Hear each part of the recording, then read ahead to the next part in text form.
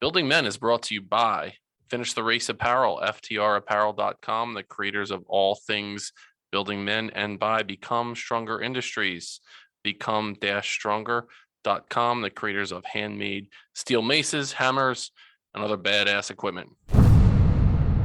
If you want to be able to look in the mirror and like the person that you see across looking back at you, be honest with that and go become that guy.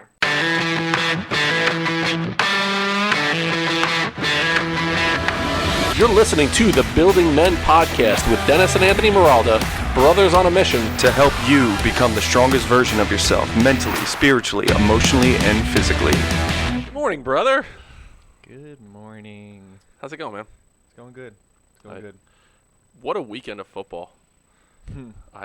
So we're recording this. It's Tuesday, February 1st. So we're out of January. We're into February, and whenever we release this episode, this will have gone down, in my opinion. We'll see what happens in the Super Bowl. Will have gone down as the best playoff football I have ever witnessed. Besides, there were two games. It was the Patriots and the Bills, and the Eagles and the Bucks. Those are the only two blowouts. Every other game was a good game. They were down. I think it was a field goal that they won by, right? Or it went into overtime. Every game, on the edge of our seats, every single game. We saw the coming out party for Big Dick Joe. Wait, so here's my question, right? And I had this conversation with my friends. Who would you rather hang out with, Josh Allen or Joe Burrow? Oh, wow. And the way I looked at it is I would like to go and party with Joe Burrow. I feel like he would be awesome, and he would be sarcastic and funny and be the life of the party, but kind of quiet and reserved at first. Josh Allen, I feel like, would just help you around the house. He would be picking up, just doing yard work for you without you even asking. He would just be a good, solid person to just have around. And he's also the guy where you're at the bar, and he's the one who's be let's race to see who can chug this beer faster right now. Yeah, he's always a competition where Joe's got his feet up and he's fucking around with He's people. The guy who's at the club with the gold chain on, and he's in the back, and he has he looks kind of reserved, but there's 9 hot girls around him. He's always around people. Yes. And he's a very important person. Absolutely. Josh is at a local shithole. Yes. Bar. Yes, he's at the corner bar. Yeah.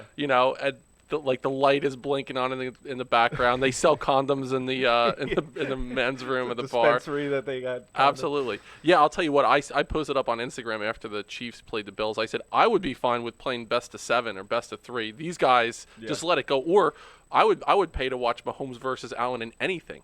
Let them play lawn darts. Let them fucking see who can mow the lawn faster. I just want them to compete against each other in anything and everything. That was amazing. It was such a good game. So it's cool to go into football season. And I was very disconnected to football during this past year. The Giants were horrible again.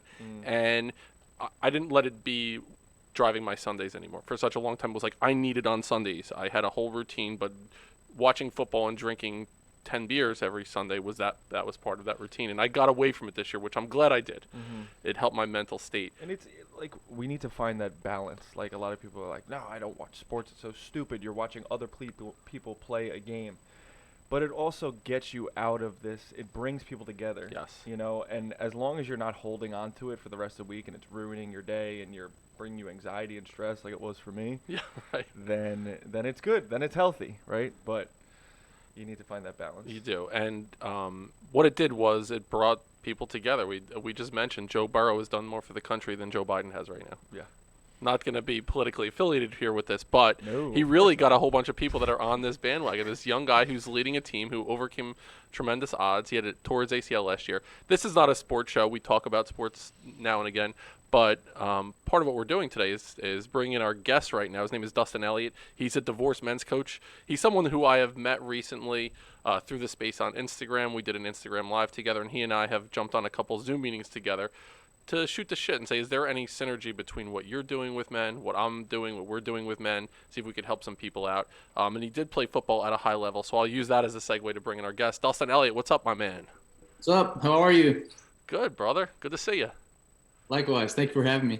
Absolutely. So is that considered a cardigan that you're wearing right now? I don't know what it is, to be honest. I pulled it out of my closet literally just now because I saw that I had it yesterday, and I'm going to Pittsburgh this weekend. So I was like, I need to break in some cold weather stuff. What's the one called when it's just over the shoulder? Is that a shawl? A shawl isn't over shoulder. That's There's just also like a dickie. It's just a turtleneck. That's that right. you and wear it just under. ends, it cuts off at like the chest. It's at this, cousin Eddie wore it in yes. Christmas Vacation. He wore a dickie. We need more of those. FYI, in all sincerity and with a pretty solid record of heterosexuality, Uncle Eddie in that he's wearing the blue leisure suit, dude. His crotch, he's like a pretty solid record. pretty solid record. You're like 10-2 right now. I would make the playoffs for heterosexuality. I wouldn't be the number 1 seed, but pretty solid record. But it's like he has a squirrel in a leg lock. And yeah. Listen, but I know you notice it when he's getting all the dog food, Old Roy, and he's packing up the thing. I mean, body mass alone, he's amazing, immaculate. Where the hell did that go, Dustin? It's so good to see you again, my man. Good to see you. Hey, speaking of football, go Rams. All right, you're rooting for There it is. So All right. you're a Midwestern guy initially. Is that what it was? You grew up in the Midwest, or you've always been a South Carolina guy? I'm an LA boy. You're the LA guy. All right. Yeah, I was a Rams fan before they went to St. Louis. Then when they went back, and then back, and then back. Oh, so you're long standing. So do you remember when like Jim Everett was the quarterback of the Rams? That's back in the '80s. Flipper Anderson and. No, when I first became my dad's been a Rams fan his whole life, and then I became a super fan back when they were the greatest show on turf. Kurt Warner and Isaac Bruce and Torrey Holt, those guys. That was a fun Marshall team. Faulk. Yeah. That was an unbelievable team. They're one of the best offenses I've ever seen. Yeah. So talk to us about your football career. You played football in high school and then you played in college. Tell us a bit about that journey. Yeah, so I played football in Japan. That's where I went to high school, was in Japan. And then the goal was always to play collegiate. So found my way to the States, played college football at a smaller university in Southern California, which added to my LA Dodger Rams pride. And then after college, I played 1 year arena football in San Bernardino and then 3 years in Germany. Were you the biggest man in Japan?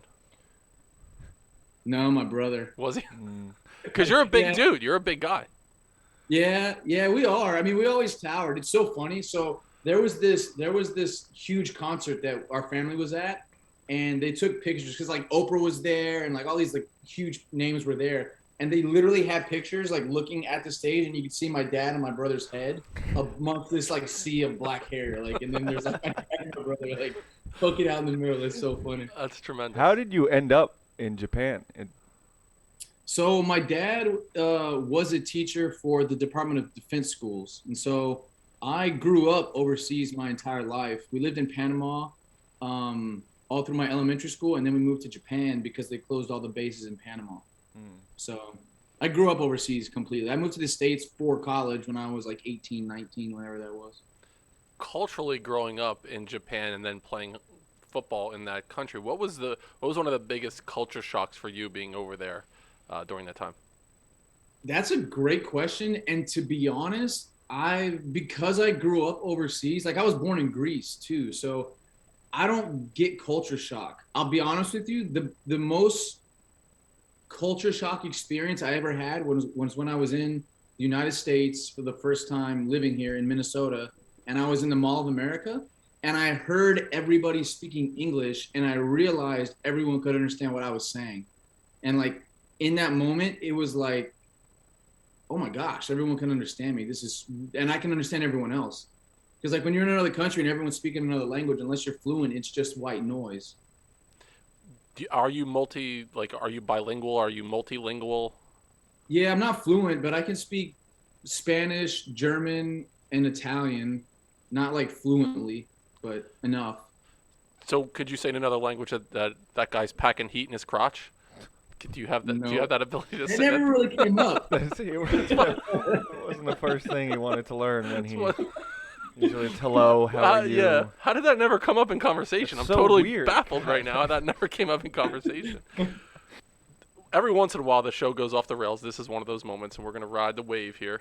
And it's been cool having an opportunity to connect with you, and over the past month or so, getting to know you a little bit. And so I knew you would be awesome on the show. Just the way that you're able to riff back and forth with a lot of this stuff. And as you mentioned before, you said nothing is off topic. So what I want to do is go down your work as a divorced men's coach. So take us from you're playing high school football, play collegiate football, play in the arena league, and so that time playing professional sports. How did walk us through your journey from that point to now? You get into a relationship and go through a divorce, right? So give us a little bit there, like what was going on at that time in your life before we pick up with the divorce part of it. Sure, yeah. So my last season playing football was 2012, and I was in North Carolina. I was in North Carolina starting the career, get a job, figure out what your life's going to be like post sports kind of thing. And in 2012, I got a call. They were like, "Hey, we need a wide receiver." So I went and I came back 2012, 2013, was back in the States. And I started to dive into what everyone says to do, right? Get a career. So get jobs, go try to figure out what you want to do with the rest of your life kind of thing. And then I met my ex-wife. I met her. And after a couple of years of dating and being friends and this and that, we got married. We became married. We bestowed the marriage engagement upon the world. Yeah, right. We became married. So then I was married, and then I was doing the career thing, kind of jumping jobs and trying to figure out what I wanted to do. And then I started coaching football. And then when that fizzled away because the head coach moved another place, we moved into Myrtle Beach. And then here in Myrtle Beach, I started doing construction. And then that was almost at the time too when things started to just go wrong. We just started not getting along, arguing about a lot of things. And then one thing led to another. She didn't want to be married anymore, and we got divorced. So then post-divorce, I had to figure out again what life was going to look like. And so then when I had that freedom that I didn't necessarily ask for but was given and granted, I decided to go all in on what I wanted to do next truly, which is to serve people and help people. And so then the divorce coaching kind of spawned from that. Do you look at Cooper Kupp now and say, you know what, that could be me? I'm a big white dude with a beard. I could absolutely do that shit. Bro, I love Cooper Kupp. He is my guy. Yeah, I love that dude. He's phenomenal. I'll be honest, dude. I don't want to go off the rails, but I don't understand. Their game plan needs to be just give the ball to Cooper Kupp. That's it. All they got to do is give the ball to Cooper Kupp every time. Yeah. I like how Odell Beckham Jr. is second. There's nothing he can do to be above Cooper Kupp on that team. And that just, I guess because he was on the Giants, so it gives me some weird satisfaction that he's the number 2. Yes. But he's one of those guys, Beckham, that if he's on your team, you're like, I want to cheer for this guy. Once he's on another team, you absolutely hate him. Yeah. Like Eagles fans with Deshaun Jackson. You love him when he's there, but once he leaves your team, you're like, I hate this guy. I can't stand this guy. Bad person. Yeah, I'm happy we have Odell. I think he's a good compliment to what they got going on in the pass game. I don't want to start talking football. I don't want to go down that rabbit hole. No, that's again, we're already off the rails. We'll ride it out. We'll go in the jungle here. When you ask how to say packing heat in your pants, I think we just accept that. We just go in that direction. All right, so it's interesting because going through a divorce, right? It's one of those moments. We talked about it off air. When you make the declaration to the world that you are getting a divorce, it is one of the only public statements of I was not successful at this in my life. Even with a job, you're like, oh well, I'm getting another job. So it's a fluidity to it. Once a divorce, it's like there is something that you attempted, you were unsuccessful at, and now you have to tell people. And I'll give you an example. A guy that I coached baseball with. I started as a teacher in the year 2000. I coached varsity baseball. I was a teacher varsity baseball coach. The guy that I coached baseball with, I actually went down to Delaware to get my master's degree, so we hung out a lot. He's now an administrator. He's a principal in a Jersey high school. I hadn't talked to him in a while, and we reconnected recently, and he said, what's going on? How's this and that? How's your ex-wife? He mentioned her name. And I said, dude, I'm divorced. And he's like, oh my God, I'm so sorry to hear that. I was like, why? Why are you sorry? People's initial reaction is they want to hug you and say, I'm sorry. And where I look at it as this was a renaissance. This was a rebirth. This was an opportunity for me to recalibrate my life and see all the things that I was doing in one direction and change in that way. So did you find that as well, where people were like, oh, Dustin, I'm so sorry to hear that? It's funny. I never really made like a declaration. And I think partly because in South Carolina, you have to be separated for an entire year before you can even get a divorce. So there's like this lingering stage of like you don't even know what's going on with life for a year. But I never really made a declaration. I just kind of kept living, and I think like a friend of mine that I played football with, I just reached out to him and he was like, "Hey, I just found out you're divorced." And he goes, "What the heck?" That was like, it was just a what the heck. So I never really had a lot of like people reaching out saying like, "Oh, are you okay?" Because I never really put myself out there. Um, Honestly, it was like a decision of like, I just got to keep doing me right now. So I didn't really invite a lot of people into my situation and circumstance, if that makes sense. Like I didn't get a lot of that. Like, oh, I feel so bad for you, because I didn't like let people in. Did you find that social relationships that you had, friends that you would go out together as couples with, was there a delineated time stamp where they're like, you know what, I'm going to go with you or with your ex? I'll give you an example. For me, I use the analogy of the Curb Your Enthusiasm episode with Larry David and Cheryl.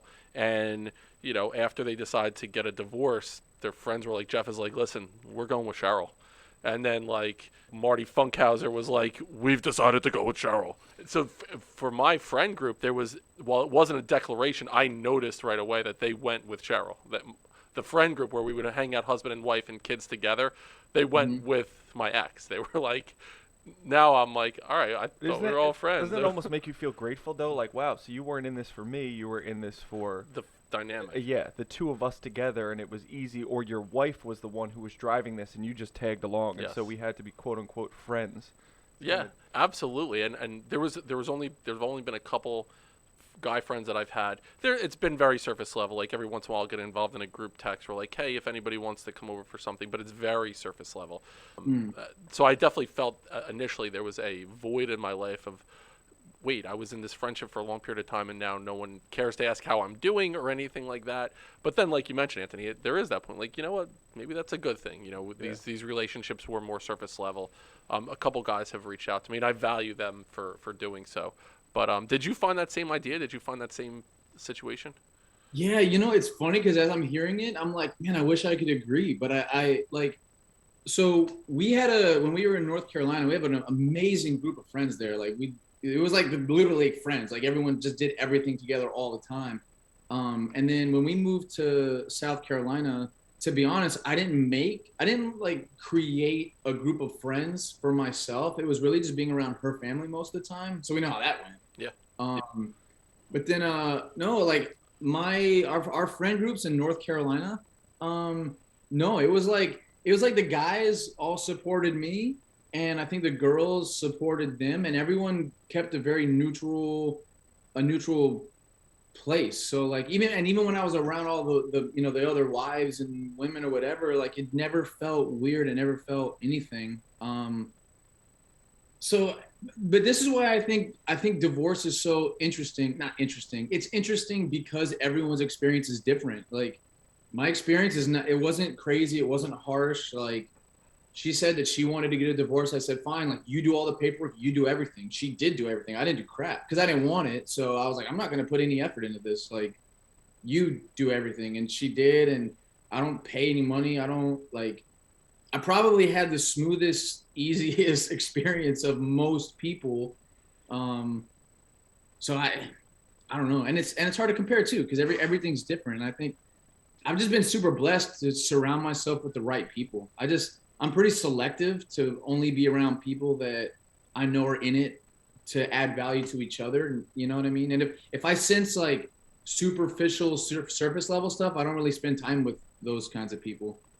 During that time where there was that year separation mandate in South Carolina, 9 months in, you've already made the decision, the paperwork is in process. If she said, Dustin, come on back, I miss you, I want to get back together with you, was there a time during that process that you would have been like, yeah, let's do it, I'm still in for this? Yeah. But it wouldn't have been Dustin come back. It would have been I want to come back, because when I said if you want to leave, then you leave.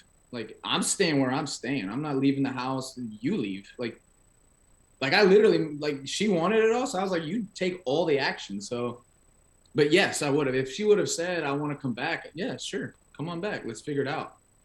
Anthony, did you just fucking fart? I did. Oh my god, dude, that fucking stinks. I love you. Thanks. I mean, listen. It's too bad that other mic wasn't a little bit lower, huh? I know. I was like, oh, this is fine. Nobody hears it. It's silent. I knew it was going to be silent. Yeah, is it? I don't smell anything. It went right into my nostrils. So I think it smells glorious. But I needed to call it out. My eyes started to water. Yeah. That's so funny. You're welcome. In that spot too, now all the work that you've done. So in that time, if she would have said, "Can I come back?" You said, "Yes, come on back." I still was interested in this. So how long has it been since you've been divorced? Officially divorced, it's been like a year and a half, maybe a little bit more. Even right now, and I know this is scratching at it. If she says, I want to give it a second chance, can we run this back? What would you say now? That's a great question. It's so funny because I actually think about that all the time. I would say let's go have dinner and just talk. Yeah. Because to be honest, like, I've made so much personal growth and change. I'm not the same guy I was 2 years ago. Like, I'm not even close to the same guy I was 2 years ago. I'm doing different things. I'm thinking different things. Like, my actions are different. My decisions are all different.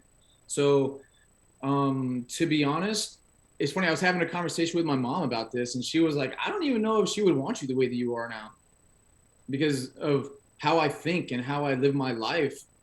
She might not be interested in what I do because I've just changed so much. I'd be open to a conversation, but if the growth, like, if she's still the same person, I probably don't want that.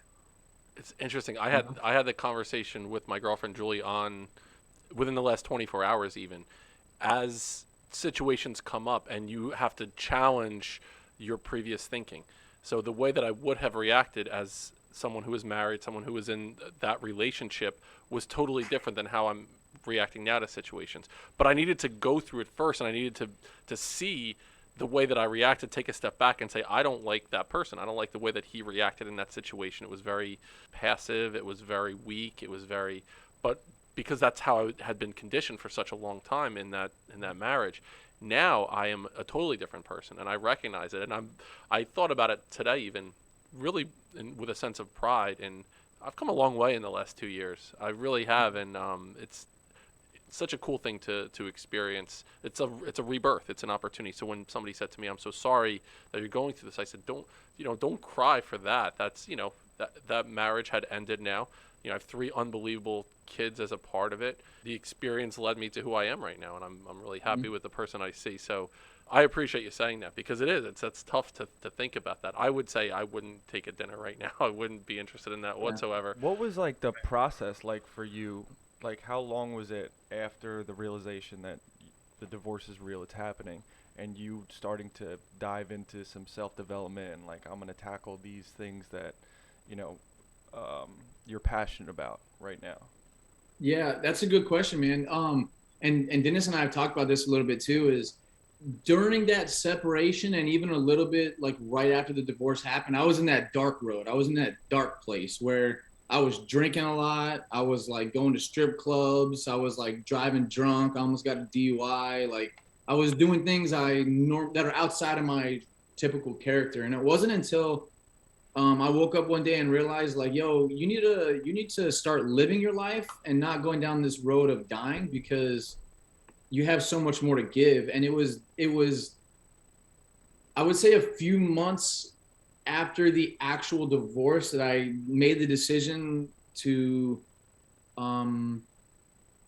really commit to the next phase of life. Because even during that like dark road time, I had a business coach. So I was like working with someone, but like what happens in the dark kind of like stays in the dark when you're by yourself. You know what I mean? No one knew that at nighttime I was going through bottles and I'd go to the strip club and spend a couple $100s or whatever, because that happened at night. But then later it was a few months after the actual divorce where I said to myself, like, it's time to really get after it and start living your life again. At what point during that process, Dustin, did you recognize that your experience helped you become a good mentor, a good coach for people that are going through or are about to go through a divorce? That's another good question. Man, you guys are on fire right now. This is some good questions. I think it was when more people at my Jiu Jitsu academy, because I've been doing Jiu Jitsu now for about 3 years. So it was, I think it was when people at my academy started to know that I was divorced. And then a couple guys going through separations and a couple guys that were going through divorces themselves reached out to talk to me. And then I realized, wait a minute, like I have something of value here to help these guys. And that's when I started to consider making a shift in my coaching business to specifically men going through divorce. So I didn't realize until people started reaching out. So with the men that you're working with right now, are there landmines that you see, if you were to speak in general terms, that guys that are going through divorce are really struggling with these 3 or 4 things that you're seeing on a constant basis? That they're struggling with? Yeah, so like for example, it might be that I noticed that men really lost connections with other men. That's one thing that I see as a commonality in this space. Are there other commonalities that you might find working with men going through divorce? Yeah, I mean, I think the first one is the first action step forward that I'm recognizing is guys they'll do one of 2 things. They'll commit to the dark road, or they'll commit to like hyper what's the word, like hyper work, like hyper accomplishment, right? So you're either going to try to like drink or like numb what's going on, or out accomplish yourself, which is also creating a numbness. But so I think the biggest thing is that, like, especially as us guys, we just don't know how to face our own shit. Like, we don't know how to face it. We don't know how to get the emotion out. We don't know that it's okay to talk to other dudes. We don't know that it's okay to cry. We don't know that it's okay. So that's typically what I see is like the dark road or like hyper accomplishment. But both of them are still not addressing what's going on. You're just filling the void with Yeah, either activity right. or numbing yourself with alcohol or drugs or whatever. And I did both. My initial going through, once the separation, like, okay, we're getting separated, my initial was darkness. It was drinking heavily. I didn't do much physical activities. When I first moved in with you, it was like 2 years ago now. I remember. We don't need to talk about that again. Remember, went through a lot of peanut butter.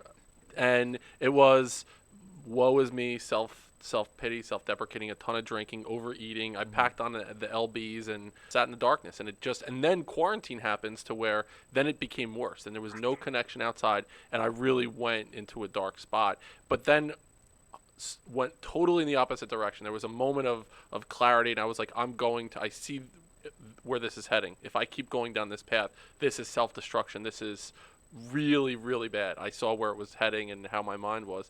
So I went in the total opposite direction, and I was like, I need to kill it now. I'm going to, like, 20 hours a day, I'm going to be working out and learning, and I wound up dropping like 40 pounds. It was totally in the other direction, but that wasn't healthy either. It was not a sustainable way for me to be. It was so rigid and so prescribed for me. It was just finding that middle ground. Like, okay, it's okay if I have a couple beers. It's okay if I miss a day of work. Like, I'm not going to beat myself up over it, but I'm more on the light. Like, I definitely stayed more on the light. Regardless, it was all for avoidance of what was really happening. The things that's layered on top of it. Yeah, avoidance is definitely part of it, but then there's another part of it, man, is like, when you're married I was married for 6 years, your dreams and forward momentum and decisions and life, everything's tied into this like future in life and so the person that you've committed to. So then when that goes away, like, there's a reason they say you need to grieve a divorce, because a lot died. Like, your dreams together died, your relationship died, a part of you that you were giving up died. So there's an element of like, it's not just like avoiding it, but there's an element of having to recreate who you're going to be moving forward if you decide to do that. Otherwise, you're just going to be this dude that's holding on to shit and always be broken. Because after divorce, you get, again, it's like what I experienced was, it was a freedom that I didn't necessarily want or ask for, but I was given. And so in that, I had to make a decision what I wanted to do, who I wanted to be, what did I want to accomplish. And all of that was brand new from scratch. Like, he's like, wipe the board clean, you know, like wipe the board, because now we're going again. And I got a lot of life to live. So. And at the time, you were not interested in it. You were not interested in getting a divorce. But looking back, that was a gift that you were given that changed the trajectory of your life. And now look at all the people that you're helping from that. Yeah. And I'll be honest, man, I'm only getting started. That was one of the things too. Like, where I'm going in life right now, I don't know if my ex-wife even wants to be a part of it, because I'm not going to stop. I'm not going to sacrifice my dreams anymore for anyone else. You're either going to jump on board with me and we're going to like live life together, but I'm not sacrificing those dreams again. Building men of character, integrity, strength, compassion, and empathy through transformational mentoring, coaching, and motivational speaking is our mission here at Building Men. To work with me as a one-on-one life coach, you can find information in the show notes, or you can visit our website at buildingmen.io, where you can book a free 30-minute discovery call to help you become the strongest version of yourself mentally, spiritually, emotionally, and physically. Now, back to the show. In addition to mentioning the lack of connection with other men, men that are going through a divorce, they're feeling isolated, alone. I also feel that there's a section of men that still want to make their ex-wife happy. They feel like they need to do things to make her still like him and things like that. That's something that I went through initially, where I was still trying to keep the peace, and I was like, why? Why am I, as long as I'm doing right by my kids and doing right where I look in the mirror, if she's not happy, then that's her. That's up to her to decide whether or not she wants to be happy. Yeah. So that was a piece that I saw as well. Are there any other things that you notice as far as, if I'm going through a divorce right now, normalizing how I'm feeling? So the lack of connection, the feeling of I just failed at something. Let's normalize that. You gave it your best shot and it didn't work out for whatever reason. You still have life to live. So instead of going into a hole, and then also in this people-pleasing way, I don't want to do anything to upset my ex in a situation. Don't, be authentic with it. If you feel something, say it, do something, do what's right by you, and then if you have children, what's right by your children. Are there any other things that you see as potential landmines as guys are going through divorce? Landmines to like avoid? Yeah, so things that you will see, like guys are coming to you like, Dustin, this is happening or that's happening. Are there any similarities with the guys that you're working with? I think the biggest thing is honestly acceptance. Because I think the reason we start to make these decisions that start taking us down these roads, whether it's like, hyper one way, dark, light, whatever it is, it's you're not accepting what's going on. And I think you kind of just said it perfectly, like normalizing, saying like what you're feeling is okay. Like you're gonna feel fucking broken. You're going to. If you're not, there's kind of something wrong, and we got to dig even deeper because like something just went away. It's I don't want to say normalizing it, because I hate. Well, hold on, because this is like a new thought, right? I was gonna say I don't like to say let's normalize it like it's totally okay, but the fact of the matter is like over 50% of marriages end in divorce anyway, so we have to accept that that's almost normal. So I think it's just patience, accepting the process. Like, don't beat yourself up. Grieve. And the biggest one is just like starting to become aware of what you're thinking. Like, become hyper aware of the thoughts that you're having and the patterns in your thoughts, because that's going to drive everything. I recently saw something on Instagram. It was like a Warren Buffett video in some way, and a professor was out in front of a group of students, and he was asking them, he's holding up a glass of water, and he says, how heavy is this glass of water? And somebody said, I don't know, 8 ounces, 10 ounces. And he said, okay, if I hold this for a minute, it's, okay, that's about the weight of it. If I hold this glass of water out in front of me for an hour, it weighs more than 8 ounces, 10 ounces. Now I'm going to start to feel pain in my shoulder. It's going to be heavy. I'm going to have a really, really challenging time holding up something that weighs less than a pound. And then if I try to hold this for 24 hours, I'm going to have such severe pain in my shoulder. I might do structural damage. It's going to be numb. It's going to be an overwhelming feeling of pain. And the reason why I analogize that is, as men, if we let these thoughts come and we recognize, okay, I'm holding this heaviness for a short period of time, and then I'm able to let it go. It's not that heavy. But if we're holding it for a longer period of time, an hour, a day, a week, it gets heavier. And then if we're holding on to it forever, now it can be debilitating and crippling. And working with someone as a coach, as a mentor, as a guide in that process, that's what has to happen. I see that's where they can help you not only put it down, and even if you can't, they could stand there with you and hold that while you like let your arm go to like, all right, let me loosen it up a little bit. Let me hold it for you while you can't hold it for yourself. Yeah. And did you post that on social media? Because I saw the exact same thing this week. I saw it. I don't know where I saw it. And I want to take that thought. I thought about it last night about the importance of thinking about it in a coaching or mentoring way. I wasn't able to fully recognize how I wanted to say it, but I saw it this week somewhere. Warren Buffett was in there. It was like a Warren Buffett page or something. Yeah, I saw the same thing, and it's so huge. And it's the idea of, so like if you're holding like that coffee, the mug that you have in your hand, right? Like you're gonna put that down because you know that if it's sitting on the table and your hand is free, your hand is safe. And you know that your hand, you can use it for something else. But we don't know that when we let go of an emotion or a pain, it's creating a space to do something else with. Because you're not afraid of an empty hand. You're not, because you know it's going to be used for something again. You have to have it free. Well, we don't know that when we let go of an ex or when we let go of our pain, that our heart's going to be open to be used again, but it's not going to be able to be used again in its entirety until you've let go. It's a difficult process to do, but once you can learn to, it's like, it's saying to yourself, I'm not afraid of the possibilities. And it's the identity around it as well, right? It's seeing yourself as the person. Not that I was in a failed marriage, not that I didn't do this the right way or that the right way. It's seeing yourself truly believing that you are the person that will succeed after this. That you are the person that takes a step forward, and in your case, helping inspire other people on that journey. Right. Well, and again, to reference like holding on to a cup, it's like you know that you're not the cup, so you can let it go. But when you have this identity that's attached to this marriage, you don't know that you're not that identity until you decide that you're not that identity.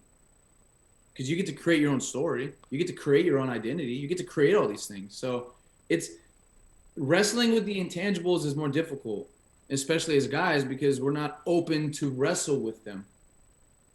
Absolutely. Yeah, it's so interesting. So tell us a little bit about how someone can work with you. Where can we find you and jump in on what you're doing in your journey? Reach out to me on Instagram. Your Instagram's good. You do a nice job with it. You incorporate your personality. That's one of the cool things. It's really difficult to put yourself out there in a way. It's very exposing, where people are going to see you and who you truly are. And initially what we would do is just the Building Men logo, and then we would promote the guest, but it wasn't us on the space at all. It's really, it's awkward. It's like you have to be like, fuck it, I don't care. I'm going to put myself out there. And that's what people want to see, though, yes. Right? It makes you feel like a human being, not someone who's all buttoned up like everyone tries to be on Instagram. That's not what people want. And they're buying you, they're not buying the logo. And right. that's, so you come, knowing you now, the way that you come across on Instagram, that's the person that I know now by having a couple conversations with you. You know, cool. You're a funny dude. Like you definitely offer some insight and advice. You're not afraid to be vulnerable and put your shit out there. One of the reasons why I wanted to reach out to you was you basically posted on Instagram, my ex left my wedding album at my door, like knocked on the door. It was like ring and run, and she fucking walked away, and there was like a flaming bag of poop next to it. And you're like, I had an emotional reaction to this. And you talked about it, like right in the moment you went and you talked about it. I'm like, I got to talk to this guy. Yeah. It was so cool that you did that. You put yourself out there in such a way where you're like, I don't know how I feel about this right now. I'm going to put it out there, and then I'll get back to you and let you know as I'm able to like let it marinate in my brain a little bit. But that was the moment. I was like, this guy, there's something to this. That's cool. Yeah, but honestly, man, like this is what I've learned just like as a guy is like because I got in a lot of trouble early on in my life, like just with the law and those kinds of things, and I was raised right enough that when I got in trouble, I knew that I had to like fess up. So I've never struggled a lot with being vulnerable and telling the truth, and I've learned that as I'm trying to help men just in general, man, like somebody has to be the guy to step up and say it's okay to be fucking vulnerable. And I don't mind doing it. I genuinely I just don't give a shit. Like I've let go of the idea that if someone judges me and they don't like me, that I have to like work for them to like me. I don't care. That's one of the hardest things in the world It's to do. on But them, once yeah. you do it, Yeah. it's free. life changing. It absolutely. It's like seeing, the Wizard of Oz behind the thing. It's not this big scary head. It's this little dude, with levers. It's a fake out. It's a facade. Yeah. Brother, any final thoughts? Yeah, so I think the one thing about your message, I think it resonates with a lot of people, not just men going through divorces, right? So what's one thing you would tell our Building Men audience that they could do starting tomorrow that would, have them start living in alignment with their passion and, what they care about? It's a good question. I would say really be honest with yourself about what it is that you want. Like truly be fucking honest. Like if you wanna go try to make $10 million and that's what's you truly in you, be honest with that. If you want to be able to look in the mirror and like the person that you see across looking back at you, be honest with that and go become that guy. Just be honest with yourself. If you can truly be honest with yourself, you're going to learn that you're a fucking badass. Be honest with yourself. Like, just be fucking honest. And if you can be honest with yourself, you can be honest with everyone else. That's what makes being vulnerable kind of easy. Like, Absolutely. I'm honest with me, so whatever. It's the man in the glass. That's what it is.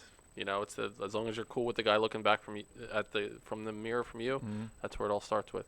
Yeah. For the Building Men audience, find us on Instagram, building.men. Our website is buildingmen.io. You can find all the other stuff from our website. Our sponsors are Finish the Race Apparel, FTRapparel.com, makers of all things building men. Become Stronger Industries, makers of badass handmade hammers and steel maces. And that was the first time I was able to get through it. Like I feel like Fred Norris on the Howard Stern show when he's doing the plugs. Like, Fred, go ahead and do the plugs. Yeah, you just one breath. That's it, one breath. I was like, it's like the reps in your brain going through it. So we want to thank our guest, Dustin Elliott, We ruin it with talking about how afterwards. Yeah, that's why it's so good, because we could talk about how we fart on air and we fucking look at cousin Eddie's crotch.